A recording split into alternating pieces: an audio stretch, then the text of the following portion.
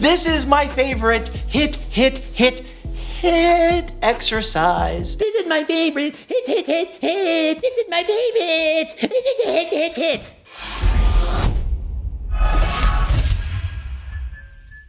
Coach Greg, and today we're going to go over Dr. Mike's weight loss tips, or how to lose weight. Does he know what he's talking about? Do you guys know Dr. Mike? Well, I asked my girlfriend this morning. I said, babe, do you know Dr. Mike? She's like, I have no idea who he is. He's an actual doctor, and he gives out information and was like, try not to spread the cold, do this and that. And then he was caught on a boat with like 12 girls in bikinis partying, and she was like, so he's a legend. That's literally what Allie said. But so she'd never heard of this guy, didn't know anything, but the fact that he was out on a boat with 12 girls in bikinis, that made him a legend. So let's go over this legend and see, does he give proper weight loss advice? Does he know what he's doing? Should you listen to him? He's got over 6 million followers and he's a doctor. I'm not a doctor, so clearly if I disagree with him, he has to be right and I'm wrong. So the video is called Doctor Fact Checks Popular Weight Loss Tips. And I'm not a doctor, but I'm going to attempt to fact check him fact checking tips. So if that makes sense, I'm fact checking his fact checking. Well, in this video, I'm going to take some of that advice and put it through a lie detector and find out what's true, what's not, and what's kind of in that middle ground. Let's give a huge thank you to Noom for sponsoring this video. So first thing that strikes me wrong is this is a paid advertisement through Noom. He's making money because Noom is advertising through his content. So this does in fact make me a little bit nervous, but doesn't mean that he's going to give bad information. I hope it's going to be good, but the fact he's being paid by Noom, it makes me a little skeptical. Like, I'm nervous, but let's see what happens. Drink black coffee. This will boost your metabolism. Well, look, caffeine is a stimulant, so it could potentially boost your metabolism. And I totally agree with Dr. Mike. Coffee is a stimulant. It's going to help burn calories, boost your metabolism. And because it's black, it's not going to have the extra calories from creamer and sugars and so on. So tip number 1, Dr. Mike, 1 for 1 so far. Hang a mirror in front of your dining table. Studies show watching yourself reduces the amount of food you consume. No, this is stupid advice. You think you just hang a mirror and you're gonna lose weight? You see yourself and you see how bad you look eating, you make yourself disgusted in what you're doing, and that's gonna convince you not to eat? No. And you know what'll happen even if it does work? Eventually you're gonna say, I'm gonna go eat in the closet. I don't wanna see anything. I'm shutting the lights off. It'll be like sexy time with the lights off because you don't like how your body looks naked. Eventually, it's not going to work. It's ridiculous. Use smaller plates and bowls to serve your own food. This is an optical trick that will give you a full sensation from seeing a clean plate. Also, when you see it and you eat the entire plate, there is a psychological concept to how you absorb those calories. It really does take effect. For the most part, I agree with Dr. Mike. He says that, yeah, it could benefit, but listen, it's maybe. It's a maybe. If you're at a buffet and you eat a smaller plate and you eat the one plate and you're full, then yeah, it worked. But if you keep going back up for more, it's not going to work. And just because you have a large plate doesn't mean it has to be full. The problem is portion control. If choosing a small plate and filling it up is what you need, then do it. But that's not what you really need to be doing. You need to be eating low-calorie dense food so that you can actually eat a big plate. Why eat a small plate of a lot of calories when you can eat a large plate of the same amount of calories? So rather than saying, yeah, just eat from a small plate and you'll be full, it's probably not going to work. It might work a bit, so I'm kind of a 50-50 on this one. But for the most part, this trick isn't really going to work in the real world for too long. If you're hungry, let's face it, you're going to get up and go for more. Participate in intermittent fasting, though it may also reduce muscle mass. This is controversial. For some, like myself, intermittent fasting works great. You're not eating for 16 hours of the day and you're only eating in a time-restricted 8-hour feeding pattern. You're going to eat less calories. So Dr. Mike fasts 16 hours a day and says, hey, it works for him. Well, that's great. It works for you. I don't suggest you start doing intermittent fasting just so that you have a smaller window to eat. Trust me, people can eat just as many calories in 8 hours as they can throughout the day. It's what types of food you're choosing to eat. Just because you fast for 16 hours doesn't mean you're going to lose weight. For the most part, ghrellin's going to come punching you in the face. You're so hungry. The hunger hormones are going to be higher than ever, and you're going to want to keep eating. Sometimes I'm too busy and I don't get around to eating. Everyone's done this. And guess what happens? I'll eat my full meal, and then 5 minutes later, I want to eat it again. Doesn't work. Plus, studies show that intermittent fasting, it's not optimal for muscle growth. If you only eat within 8 hours, you're losing on as many chances to grow muscle.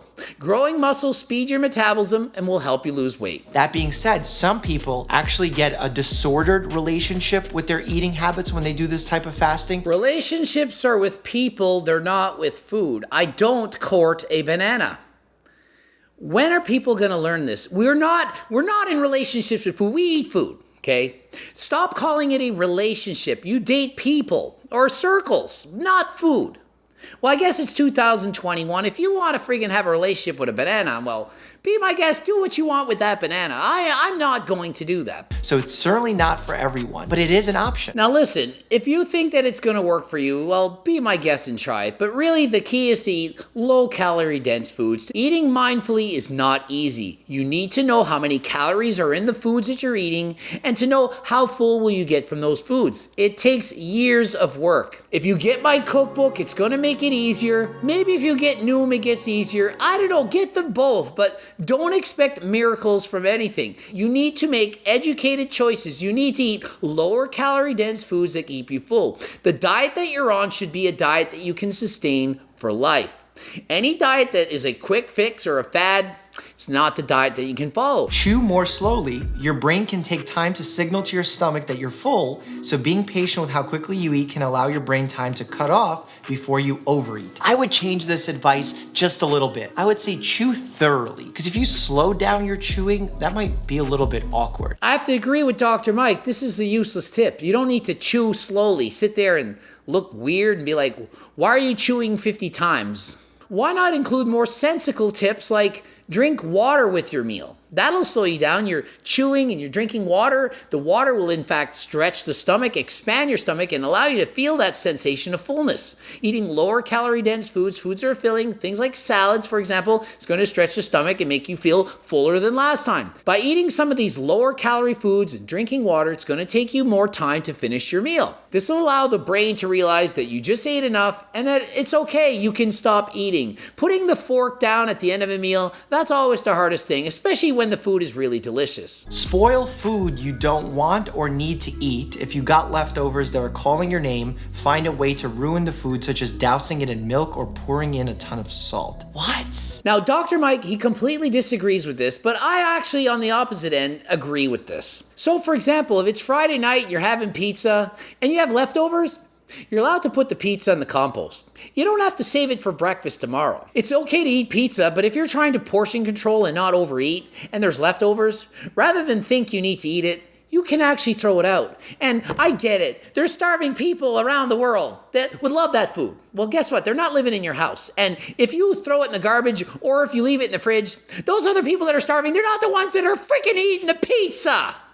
So, Allie, you can throw out the pizza. You don't need to eat pizza and garlic fingers for 3 meals straight. That's what happens in my house. I'd say, hey, just order a small amount. We don't need leftovers. Oh, but Greg, there's people coming over. Let's get 3 pizzas and 2 garlic fingers. I'm like, babe, we're not even going to eat half of that. She knows what she's doing. She's saving it for later.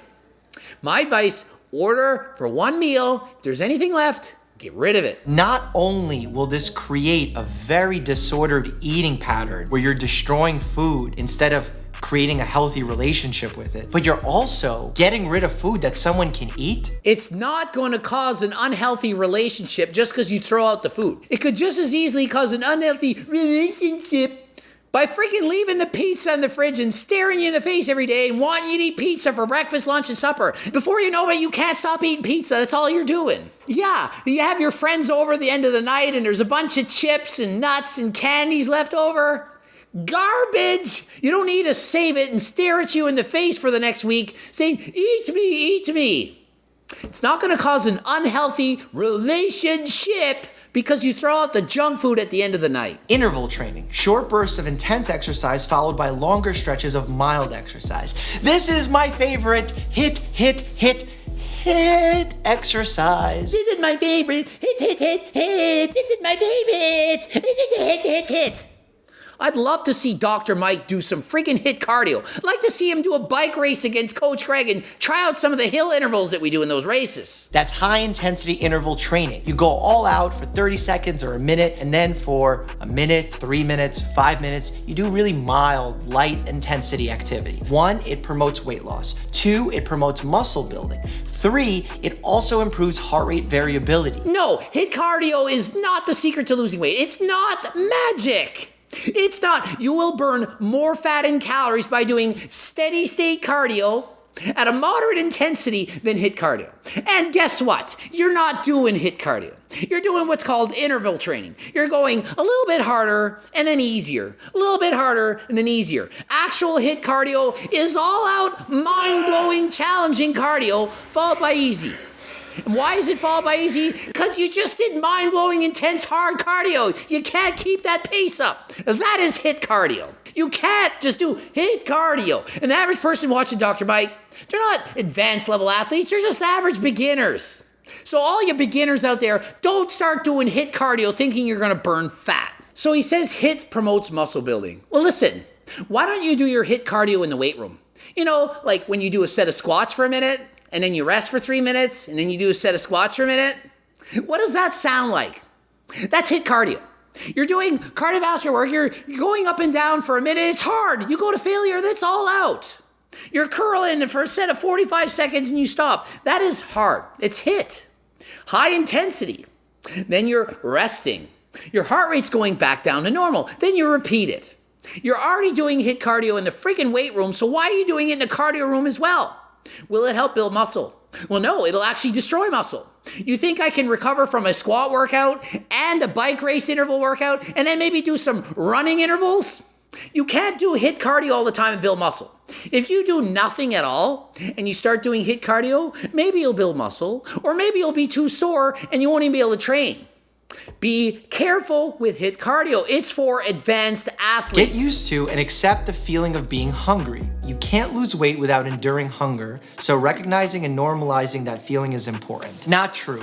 You can lose weight without necessarily ever feeling hungry and suffering with it. Okay, yes and no. I kind of agree with Dr. Mike, but you are in fact going to be hungry at some point if you try to get too lean. If you go from eating high calorie dense foods to foods that are lower in calories, you can actually diet and lose weight without being hungry. But eventually, all good things come to an end. If you keep dieting, if you diet for too long, trying to struggle to be too shredded, eventually you're going to be hungry. And if you want to maintain that single-digit body fat that you always wanted, chances are you're going to be hungry. You can't just maintain a shredded physique without suffering, eating whatever you want by intuitively eating. Yes, I agree. You should intuitively eat to the point that you're satisfied.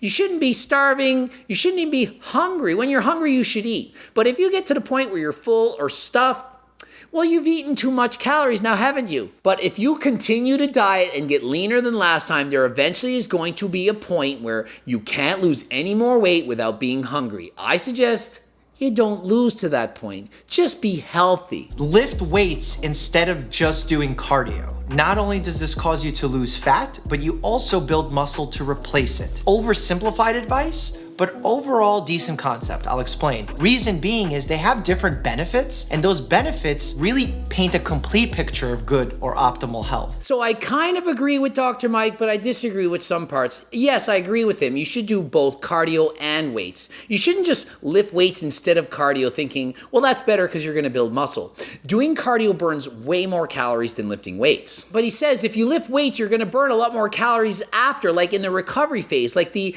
afterburn. But listen, both weights and cardio actually burn calories in the aftermath. The longer the cardio or the more intense the cardio, the more calories you're going to be burning after the exercise is done. Begin meal prepping. Plan out all of your meals for the week and spend a few hours cooking them, storing them in resealable containers ahead of time. I love this piece of advice, but the reason why I enjoy this is because A, you get to control what kind of foods you're eating. Second, when you're tired and you're coming home and you don't have the energy to make something, you're probably gonna order out. And when you're ordering out, you're gonna say, well, since I'm ordering out, I wanna enjoy it. And you're gonna get something that's less than ideal. So I do agree that this has some benefits, but I don't think it's realistic. To plan out the entire week's meals, I think it's a little bit unrealistic to say, oh, I know I'll just plan out the 4 meals I'm eating for 7 days and have 28 meals left in the fridge. But what you should do is always have something available. Whether it's at home or in your car, in your gym bag, always have some ready to go food that you can eat in an emergency. You never know when you're going to get a meal. You might be hungry, you're on the road, you don't have time to make it home. You have some food in the car, a snack. That can prevent you from going out and buying fast food, will keep you on a lower calorie diet. And listen, if you buy fast food, they don't care about making it low in calories. They make it taste good.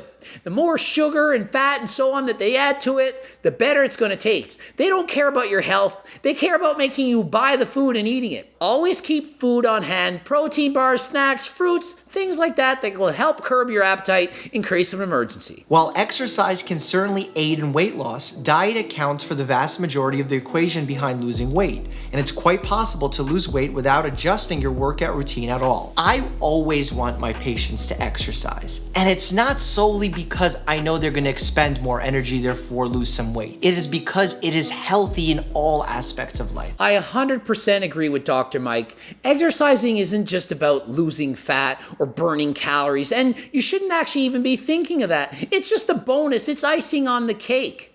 Exercise is to improve your heart health, to help you live a longer and better life. You become more fit, you can take on life's daily challenges, you're more likely to survive. Exercise is for you, it's for your health. It's not just to lose weight. I want to share my Noom experience with you so you know what to expect when you take the free online evaluation at Noom.com. For me, I was interested in losing a little bit of weight and to break some of these unhealthy habits I've developed during quarantine. So consider this. Dr. Mike, who's supposed to be an expert with 6 million followers, and he's a doctor, he has to get Noom to help him to lose weight? Why does Dr. Mike, who's supposed to know a lot, need Noom to help him lose weight? Do you think Coach Greg needs Noom to help me lose weight? Imagine if I made a video and said, yeah, I'm hiring this person and that person, this program. I think I'm going to hire, I'm going to start WW, Weight Watchers. I'm going to do that. Yeah, Jenny Craig, I don't know how to lose weight. I'm going to go and try this program and that program. Would you have any confidence in what I'm saying? So when Dr. Mike says he needs Noom, that tells me he doesn't have the diet that's already working for him. I do. Get my freaking cookbook. You can get Noom if you want, or you can get my cookbook. Eat low-calorie dense foods that taste amazing, and you won't struggle on your diet for the rest of your life. The diet should feel like something you can do forever. Not for a week or a month or a year, for life. Lose weight, but don't get unrealistic expectations. Don't struggle to get single-digit body fat and maintain that year-round. You don't need that. Be healthy. Exercise, eat great, be healthy. And I can't not mention one of the coolest parts is having a dedicated goal specialist, an actual human who helps keep you on track, supports you when you need it. Just last week, I hurt my leg and I needed help from my goal specialist to pivot. They did just that. And instead of being upset about my injury, I was focused and excited about meeting my new goals. He needs a goal specialist to keep him on track. Tell him to watch freaking Coach Greg get motivated. Dr. Mike, watch Coach Greg. You don't need Noom. You can just watch my videos and get motivated. I'm going to give you the information you need to lose weight and keep it off for the rest of your life. Ending it here. GregDoucette.com for coaching. Greg Doucette, IPU Pro. Blooping up 2 videos. Watch 1. Don't forget to subscribe and click the bell button. Subscribe. If you haven't subscribed, subscribe by now. You know you want to. Get more updates. Be ready to watch the videos as soon as they come up. Subscribe. Click the bell button. Don't forget, buy my training shirt harder than last time. And until next time, I am out.